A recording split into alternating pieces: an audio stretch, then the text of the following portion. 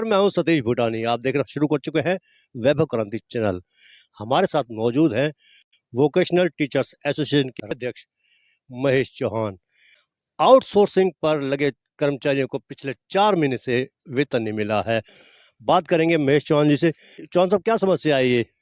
देखिए, आपको पता भी होगा कि हमने अक्टूबर नवंबर में पंचकुला के अंदर जितने भी वोकेशनल टीचर्स थे हरियाणा के, उन सभी ने एक धरना किया था, जिसमें लगातार धरना 2 महीने चला था। उसमें सरकार ने हमारी 2 महीने बाद मांग जितनी मान ली थी, लेकिन क्या था, उन्होंने कहा कि हम जल्दी कार्रवाई करवाएंगे। लेकिन पिछले 2 महीने जैसे कि हम स्ट्राइक पे गए थे, वहाँ हमारा खर्चा पानी लगा था, और हम जितने भी स्कूलों में नहीं आए थे तब तक हमारी सैलरी कटी। तो 2 महीने की सैलरी वो और 2 पीछे की, और 4 महीने अब हो गए। 4 महीने समय अभी तक भी वेतन नहीं मिला है। वेतन न मिलने के कारण जितने भी शिक्षक हैं वो बड़े परेशान हैं, क्योंकि हमने सभी जितने भी हमारे शिक्षा अधिकारी जी हैं सबके पास हमने खबरें दी हैं। जैसे भी हमने शिक्षा मंत्री जी से काफ़ी रिक्वेस्ट की है, 2-3 बार हो भी आई हैं कि सर हमारी सैलरी है इस पर काम कराया जाए। फिर हमारे मुख्यमंत्री तक भी हमारे जो लोग हैं, हमारे साथी हैं, सब पहुँचते रहते हैं सभी डिपार्टमेंट पंचकुला में। लेकिन पिछले 4 महीने से हमें कोई भी सैलरी नहीं मिली है। हमारी आर्थिक स्थिति बिल्कुल कमज़ोर हो चुकी है। जितने भी शिक्षक हैं सारे, कोई किराए पे रहता है, कोई गरीब है, कोई कैसा है, कोई कैसा, किसी के पीछे कितनी बड़ी जिम्मेवारी है। लोग यहाँ तक कि बीमार हो गए, घर में पैसे नहीं थे, और खुद मुझ पर एक चवन्नी नहीं है आज डेट में। अगर कोई चेक करवाए तो पिछले 2-3 महीने से कोई पैसा नहीं है। और हमारे काफ़ी लोन्स वगैरह छोटे मोटे करवा रखे हैं, उनमें भी कोई हमारा हेल्प नहीं हो रही, उनमें टैक्स लगे जा रहे हैं। और मैं समझता हूँ कि सरकार को अब सोचना चाहिए कि अभी 4 महीने हो चुके हैं, क्योंकि हमको ये भरोसा दिलाया गया था कि फरवरी में आपकी सैलरी होगी, लेकिन फरवरी में नहीं आई, फिर मार्च में नहीं आई, फिर अप्रैल तक भी अब तक कोई ऐसी सूचना नहीं है कि सैलरी मिलेगी। कभी कहते हैं कि ऐप नहीं बना है, कभी कहते हैं उसमें कमी है। तो मैं सरकार से, शिक्षा मंत्री जी से, मुख्यमंत्री जी से, और जो फाइनेंस डिपार्टमेंट, उससे एक रिक्वेस्ट करता हूँ, एक अपील करता हूँ कि सर कृपया करके इस महीने हमारी सैलरी दिला दें। आपका बहुत बहुत एहसान होगा, क्योंकि हम तो थक चुके हैं, परेशान हैं, बिल्कुल आत्महत्या के लिए मजबूर हो रही हैं। वोकेशनल टीचर्स जो हैं कितने हरियाणा में है? करीब 2278 हमारे जो वोकेशनल साथी थे, इनकी कोई भी अभी तक सैलरी के रिगार्डिंग सुनवाई नहीं। लेकिन इसलिए तो हम धन्यवाद भी करते हैं, देखो सरकार ने हमारे पैसे बढ़ाए, सैलरी बढ़ाई, हमारी परेशानियों को समझा। लेकिन सर अभी तक भी हमारी जेब में 10 पैसे भी नहीं आए, तो ये हमारे लिए बहुत परेशानी वाली बात। चाहे 2 महीने की दे दें, लेकिन कृपया करके फिलहाल दे दें, या डीपीसी के थ्रू दें, या डायरेक्ट दें, या कैसे भी दें, या किसी कंपनी के थ्रू दें, लेकिन कृपया करके हमारी सैलरी जरूर दें। कुली फिल्म में एक सीन था, अमिताभ बच्चन का एक डायलॉग था। डायलॉग ये था कि मजदूर का पसीना सूखने से पहले उसको मजदूरी मिल जानी चाहिए। चौहान साहब, आपको पिछले 4 महीने से सैलरी नहीं मिली है। कितनी महीने की सैलरी है आपकी? देखिए सर, अब ये जो 4 महीने की सैलरी तो मिली नहीं है, और 2 महीने हमारे जो आंदोलन में कटे थे, और 2 महीने की उनकी जो रिक्वायरमेंट्स होती है आंदोलन के लिए, वो सारा पैसा खत्म हो चुका है। फिलहाल तो कर्ज लेकर मैं भी चल रहा हूँ। मेरे पास भी 20-25 हज़ार रुपये कर्ज हो चुका है। और मेरे जन कितने साथी हैं ऐसे जिन पे कर्ज पे हैं, उन पे ऑलरेडी पहले भी थे। तो मैं तो उनकी बहुत ज़्यादा दैनी सस्ती है, जो लोग किराए मकानों में रहते हैं, दूसरे डिस्ट्रिक्ट में जॉब करते हैं। ठीक है, हम तो चलो घर परिवार से थोड़ा बहुत संपन्न है, लेकिन उनका कैसे करें? तो ये हमारे आदरणीय जितने भी हमारे मंत्रीगण हैं, आपने हमारे हमेशा समस्या को सुलझाया है। बीजेपी सरकार से मेरी रिक्वेस्ट है, कृपया करके अब सैलरी दे दें, अब देर ना करें। क्योंकि मैं समझता हूँ कि ये ज़मीन जो बिल्कुल अब बंजर हो चुकी है, अब इसे ज़्यादा बंजर को करने की कोशिश ना करें, वरना ऐसा दिन नहीं है कि इस दिन लोग आत्महत्या के लिए मजबूर हो रही हैं। और कई लोगों ने शिकायत भी आई थी कि वो बिल्कुल सुसाइड करने की नौबत पे आ चुके हैं। सर मैं बहुत परेशान है बिल्कुल ही। चौहान साहब, सैलरी नहीं बताई आपने, सैलरी है कितनी? सैलरी फिलहाल जी 30,500 रुपये है। और देखिए, अब हम दुर्भाग्य कहें या अपना भाग्य कहें कि हरियाणा प्रदेश के अंदर, जहाँ सबसे विकसित प्रदेश है, वहाँ पर एमबीए जैसे मेरे जैसे टॉप क्वालिफाइड आदमी को 30,500 मिलते हैं, तो आगे भविष्य पता नहीं कैसा होगा।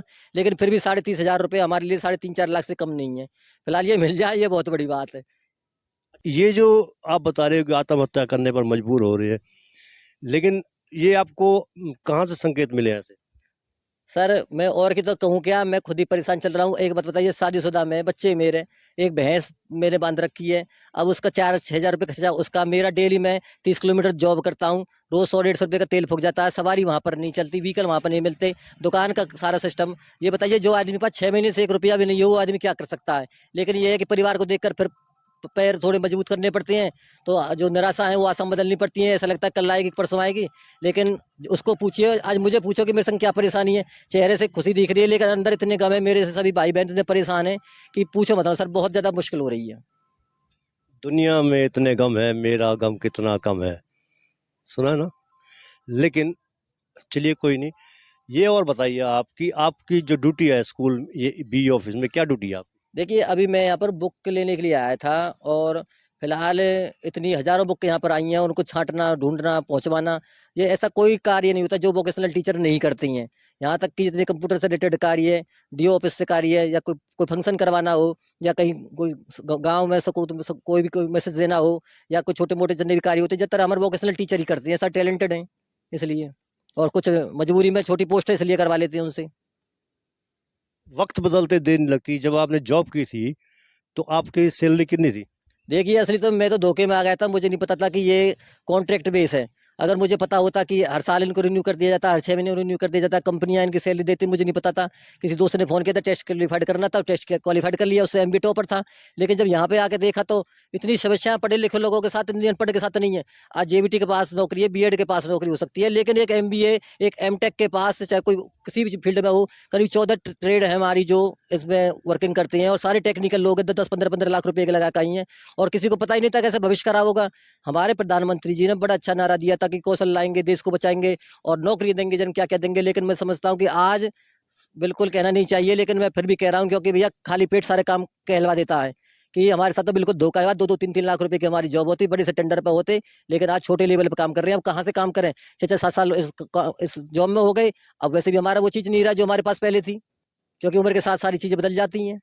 लॉर्ड मेघालय की एजुकेशन पॉलिसी कहाँ तक सार्थक साबित हो रही है? क्योंकि जब नौकरी की बात आती है तो जो एजुकेशन में पढ़ा होता है, सब्जेक्ट पढ़े होते हैं, उन सब्जेक्ट में से काफ़ी कुछ तो काम भी नहीं आते, पढ़ाई भी वो काम नहीं आती है। हालांकि पढ़ाई ज़रूरी है, लेकिन जब जॉब लगनी होती है उस दौरान ये सब्जेक्ट भी काम नहीं आते। देखिए मैं समझता हूँ कि जो हमारा पॉलिटिकल सिनेरियो है, पॉलिटिकल सिनेरियो को अगर पढ़े लिखे लोग होते तो उनसे ये होना चाहिए कि जो बुक्स हमें दी जा रही हैं, सबसे पहले तो अगर मैं इतने चैप्टर गिनवा सकता हूँ 12वीं तक की और बीए तक, जो किसी काम के चैप्टर नहीं है, ना तो वो आर्थिक शिक्षा के बारे में बताते हैं, ना कोई सामाजिक, ना कोई राजनीतिक, ना कोई और उनमें विकल्प होता है। मतलब इसका जो हमारी जो बुक्सन का जो सिनेरियो है बिल्कुल बिल्कुल खराब हो चुका है। उनमें ये नहीं पता कि बच्चे को कौन सी शिक्षा देनी चाहिए। आधी बुक्स तो मैं समझता हूँ कि उनमें जो चैप्टर्स होते हैं वो मैंने बहुत पढ़े हैं, काफ़ी गहराई से मैं बुक्स में तो इंटरेस्ट रखता हूँ, तो उनके लेवल के ही नहीं है या कोई उनके काम के नहीं है। जब तक एजुकेशन पॉलिसी किताबों के अंदर नहीं सुधरेगी, तब तक एजुकेशन पॉलिसी वैसे सुधर नहीं सकती, ना जॉब मिल सकती है। आज बी तक आप पढ़ लो, लेकिन मैं समझता हूँ कि आपको छोटी सी नौकरी नहीं मिलेगी, क्योंकि उसमें वो ज्ञान ही नहीं है जो नौकरी चाहिए। आज जो टेक्निकल जमाना है, टेक्निकल बेस पे ही जॉब्स मिलती हैं। आज फोन का जमाना, इंटरनेट का जमाना है, आज ऑनलाइन का जमाना है, आज एक मार्केटिंग का जमाना है, आज ग्लोबलाइजेशन दुनिया हो चुकी है, प्राइवेटाइजेशन, लिबरलाइजेशन, सारी चीजें एक साथ हो चुकी हैं। तो हमारा जो एजुकेशन टेंडर है और जॉब से टेंडर ये बदलना चाहिए। अभी ये किसी को पता नहीं है। जो हमारे आईएएस ऑफिसर हैं वो पुराने जमाने के हैं, सभी सोच पुरानी है।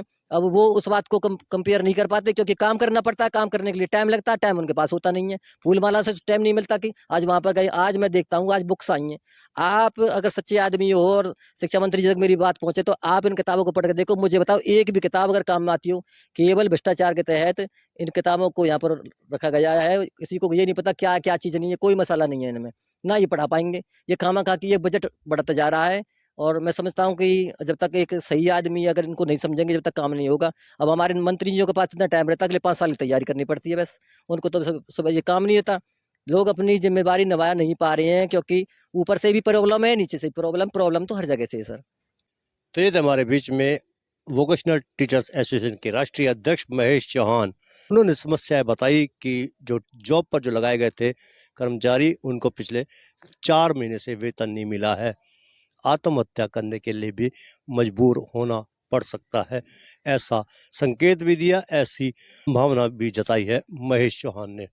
महेश चौहान का ये कहना है कि हरियाणा सरकार सजगता के साथ इस समस्या पर गौर करे और जो लंबित सैलरी है 4 महीने की नहीं तो कम से कम 2 महीने की या 1 महीने की सैलरी तो तुरंत दे, और उसके बाद धीरे धीरे सैलरी अवश्य दे।